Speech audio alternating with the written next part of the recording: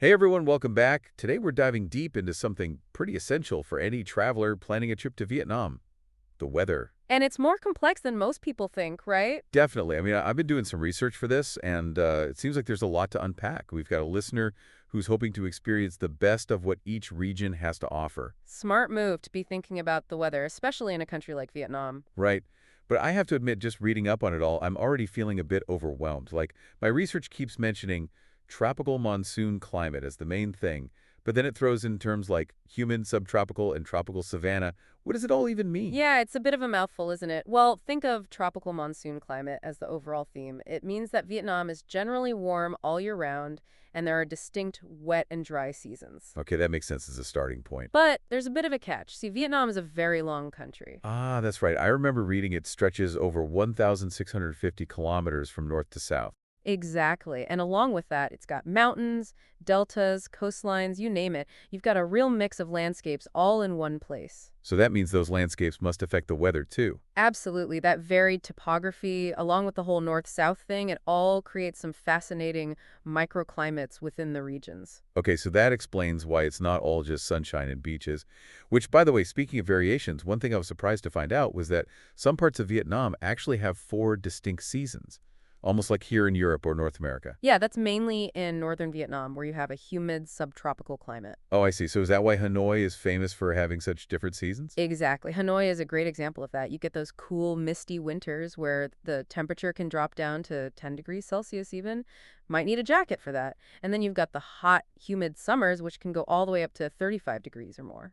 Wow, that's quite a range. It's almost like a whole different country compared to the South then. And then don't forget, you have those lovely mild springs and autumns in Hanoi, too perfect for sightseeing. Okay, so that's northern Vietnam. We've got four seasons, cool winters, hot summers. What about central Vietnam? Isn't that region more of a beach destination? It is. The coastal cities like Hanang, they're known for those hot, sunny days pretty much year-round. It makes them a real haven for beachgoers, especially during the dry season, which is from January to August. Sounds idyllic. It is, but there's something else to keep in mind if you're thinking about central Vietnam. Oh, right, the typhoons. I read about that.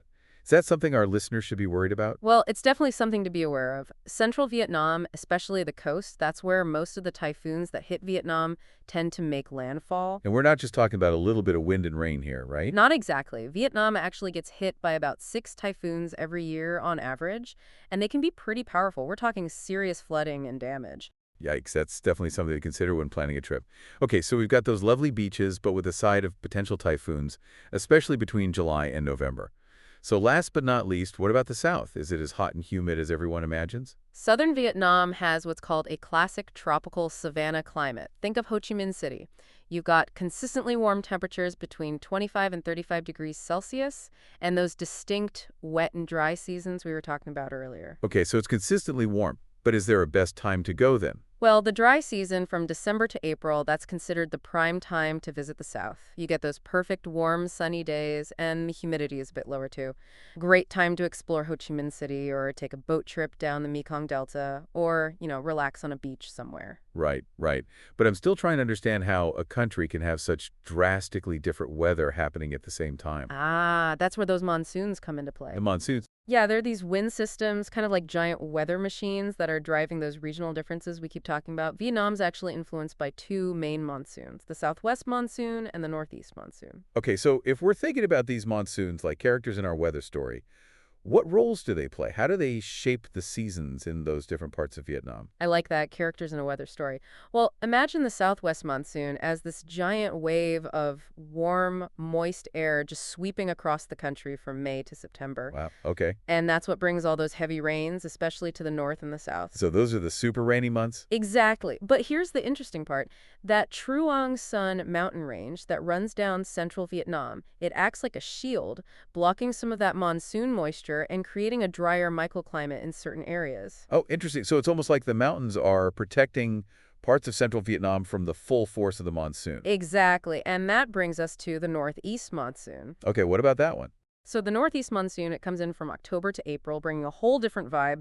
This one originates all the way in Siberia, so it brings in cooler, drier air. Ah, okay. But here's the counterintuitive part.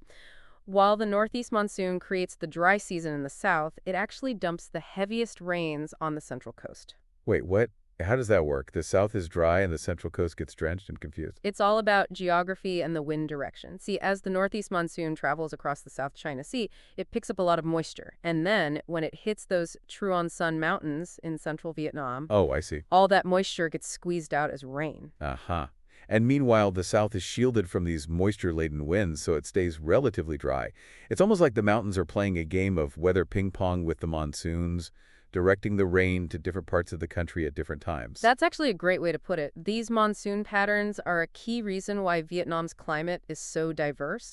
And it's definitely crucial for our listener to understand all this when planning their trip, right? Absolutely. But before we get into the specifics of trip planning, there's another big factor we need to address: climate change. Yeah, that's a heavy one, but it's definitely something we can't ignore, especially when we're talking about a country that's as vulnerable as Vietnam. You're absolutely right. It's not just some future threat either. Climate change is already affecting the country in very real ways. So let's talk about that. What are some of the specific impacts of climate change that our listener might notice or experience during their trip? Well, one of the most pressing concerns right now is rising sea levels. This poses a massive threat, especially to the Mekong Delta. The Mekong Delta, right. That's that vast, low-lying region with all the rivers and canals, isn't it? That's the one. And as the sea level keeps rising, salt water is pushing further and further inland, and it's contaminating freshwater sources and making it much harder for people to grow their crops. Wow, that's scary. Yeah, it's a major issue, and it's only getting worse. And it's something that most travelers probably don't even think about when they're planning their trip.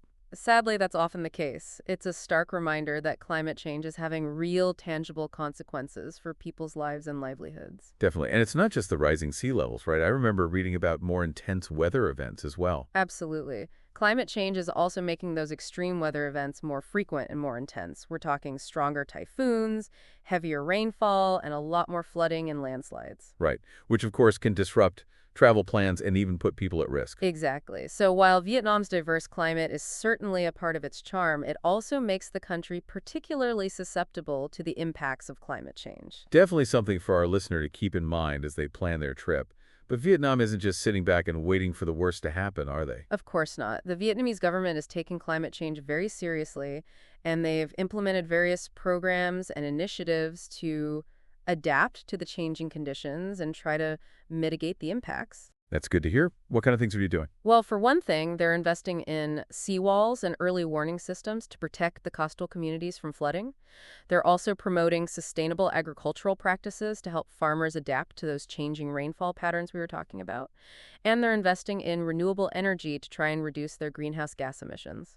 That's encouraging to know. It sounds like they're taking a multi-pronged approach to tackling this challenge. Exactly. It's a very complex issue with many different facets, but there's definitely a lot of effort going into finding solutions and building resilience. Well, that's great to hear. So I think we've covered the big picture of Vietnam's climate, including those fascinating monsoons and the looming challenge of climate change. But now I think it's time to translate all this information into some practical advice for our listener. After all, they want to know the best time to visit each region and experience all that Vietnam has to offer, hopefully without getting caught in a natural disaster. I agree. Let's help them plan that perfect trip. All right, so let's break down each region and the best times to visit based on those unique weather patterns we've been talking about. And maybe, while we're at it, we can also touch on how to travel sustainably and minimize their impact on this beautiful and vulnerable country. What do you think? Sounds like a plan. Perfect. Let's dive back in. Okay, so let's get into the nitty-gritty of trip planning. We've got our listener who's eager to explore Vietnam, and we want to make sure they have the best possible experience. So let's start with the north. They mentioned wanting to see those classic Vietnam sites, Hanoi's Old Quarter, Halong Bay, maybe even do some trekking in the mountains. Right. So what would you say are the best times to visit northern Vietnam for those kinds of activities? Well, if they're looking for comfortable sightseeing with minimal rain, spring, March, April, and autumn, September, November, are definitely the ideal times for the north. The temperatures are really pleasant then, and the skies are generally clear. Hanoi especially, it's absolutely beautiful during those seasons. Oh, I can imagine. Strolling through those charming streets, soaking up the atmosphere. Perfect.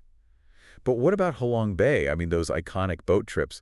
Wouldn't it be a bit chilly out on the water during those cooler months? You bring up a good point. While spring and autumn are still lovely for Halong Bay, they could also consider going in early summer, like May or June. Ah, yeah, that makes sense. It'll be a bit warmer then, and the rainfall's still pretty low. Just make sure they pack a light jacket for those boat rides. It can get a bit breezy out there. Yeah, good tip. Okay, so for the north, we've got spring and autumn as the top picks, with early summer as another option for Halong Bay. Got it. Now, what about central Vietnam? If our listener is a beach enthusiast, I'm guessing the dry season's the way to go, right? You got it. For that central coast, like those stunning beaches in Da Nang and Hoi An, the dry season, which runs from January to August, is absolutely perfect. Plenty of sunshine, ideal for swimming, sunbathing, exploring those charming towns. Sounds perfect. But wait a minute, we talked about those typhoons earlier, didn't we? Right. If our listener happens to be traveling between July and November, they'll need to keep a close eye on those weather forecasts and be prepared for some potential disruptions, right? Definitely. Always better to err on the side of caution when it comes to typhoons. Now, keep in mind that central Vietnam also offers something totally different. Oh, yeah. Up in the Central Highlands, The Central Highlands? it's this whole region known for its much cooler climate and its stunning mountain scenery. Ah, you're talking about Dalat, the city of eternal spring, right? You got it. I'm so fascinated by that place. Tell me more. Dalat's truly unique. It's at a higher elevation, which means it enjoys a temperate climate all year round. Think average temperatures ranging from like a refreshing 15 to 24 degrees Celsius. Even during the rainy season, which runs from May to October, it's still pretty pleasant. So no matter when you go, you can expect those lovely spring-like temperatures. Pretty much. Sounds like the perfect escape from that lowland heat. Exactly. That's why it's such a popular destination, both for domestic and international tourists. Everyone's drawn to that cooler weather, the beautiful scenery, that unique atmosphere. Got it. So lots to see and do in the Central Highlands no matter the time of year. Sounds great. Okay, let's move on to the south now. What's the best time to visit Ho Chi Minh City and the Mekong Delta? For southern Vietnam, it's pretty straightforward. The dry season, which is from December to April, that's prime time. You get that perfect combination of warm, sunny days and lower humidity, ideal for exploring Ho Chi Minh City's bustling streets, maybe taking a boat trip through the Mekong Delta, or even just relaxing on those beautiful beaches of Phu Quoc Island. So if you want to experience the South at its most vibrant and energetic, dry season is the way to go. Got it. But what if our listener is more drawn to, like, the lush greenery of the wet season? Would that be a good time to visit? It definitely could be, as long as they're prepared for those short but sometimes heavy downpours that you tend to get in the afternoons. Ah, right, the classic tropical downpours. Exactly. And keep in mind the humidity is going to be higher. But the wet season in the south can actually be quite beautiful. You know, everything is in bloom. It's so lush and green. Plus, it's a great time to experience those amazing floating markets of the Mekong Delta, since the water levels are much higher then. Oh, yeah, I hadn't thought about that. Makes sense. Okay, so that's something to consider, too. And then, there are those shoulder seasons as well. Right. Fewer crowds, maybe some better deals on flights and accommodation. Definitely. But you might end up with less predictable weather. It sounds like planning a trip to Vietnam is all about figuring out your priorities, really. Absolutely. And it's worth remembering that even within the same region, you can have these microclimates. Like coastal areas might be slightly cooler and breezier than those inland regions, for example. So it's always a good idea to double check specific city forecasts closer to your travel dates, just to be sure. Good advice. Our listeners getting a pretty clear picture of the best times to visit each region now. But let's zoom out a bit. What if they wanted to try and experience all of Vietnam's diverse regions in one single trip? What would you recommend then? Ooh, that's a tough one. It's like trying to pick a favorite child. But if I had to choose, I'd probably say March and April or September and November. Those months tend to offer the most balanced weather across the entire country. You'll get pleasant temperatures up north, the dry season will be in full swing in the central and southern regions, and you'll generally avoid those extremes of heat and humidity. Those are definitely great options for our listener to consider. Okay, but before we wrap up our weather adventure, I wanted to circle back to something we touched on a bit earlier. Traveling responsibly in the face of climate change. Vietnam is so clearly on the front lines of this global issue, and so what can travelers do to minimize their impact and maybe even contribute to sustainable tourism while they're visiting? That's a crucial question, and I'm glad you brought it up. There are actually so many things travelers can do to make a difference. Even small choices can really add up, like choosing eco-friendly accommodations, places that prioritize energy and water conservation, for example. Right, supporting local businesses and communities as well. Exactly. Making sure your tourist dollars are going directly to the Vietnamese people by choosing locally owned restaurants, shops, tour operators. It's all about being mindful of our footprint Exactly. and making choices that benefit both the environment and the local communities. Maybe choosing to do a bicycle tour instead of a motorbike tour, or picking restaurants that use locally sourced ingredients, those kinds of things. Absolutely. And remember, tourism has the potential to be a force for good. If it's done responsibly, it can actually help preserve cultural heritage, support those conservation efforts, and contribute to the well-being of all those amazing places we visit. I love that perspective. So it's not just about planning a trip, it's about planning an adventure with a purpose. But speaking of adventures, there's one more fascinating thing about Vietnam's weather that we haven't talked about yet. What's that? Those microclimates. You mentioned earlier that even within the same region, there could be pretty significant variations. Right. We talked about the cooler temperatures in Dalat, but did you know that in northern Vietnam, you can actually find snow? Wait, snow. In Vietnam, I thought it was a tropical country. It is, but like we were saying before, Vietnam's diverse topography creates these truly unique microclimates. Take Phan Xipang, for example. Van Sipan. It's the highest mountain in Southeast Asia, located in the Homlan Sun Range of northern Vietnam. Oh, right, I've heard of that. It's a popular trekking destination, isn't it? Yes, very popular, and during those winter months from December to February, it's not uncommon for Phan Xipang to actually receive snowfall. Snowfall, wow. Imagine that, trekking through a snowy landscape in a country that's known for its tropical beaches. It's pretty wild, isn't it? Just goes to show you how those mountains can create these little pockets of completely different weather. Amazing. It's like stepping into another world just by driving a few hours. That's the beauty of Vietnam's weather, always full of surprises. Okay, I think we've covered a lot of ground here. We've gone through those regional climates, the monsoon magic, the challenges of climate change, even those incredible microclimates. I have a feeling our listener is now a Vietnam weather expert. I think so too. They're definitely well equipped to plan an incredible and meaningful journey. But before we send them off, I want to leave them with one final thought. Ooh, I love a good parting thought. Let's hear it. Well, knowing how vulnerable Vietnam is to climate change, those rising sea levels, the more extreme weather events, how can travelers, not just experience the beauty of Vietnam, but actually contribute to its well-being, make their trip a force for positive change, so to speak? That's such an important question, and I really hope all travelers consider it as they plan their trips, not just to Vietnam, but anywhere, really.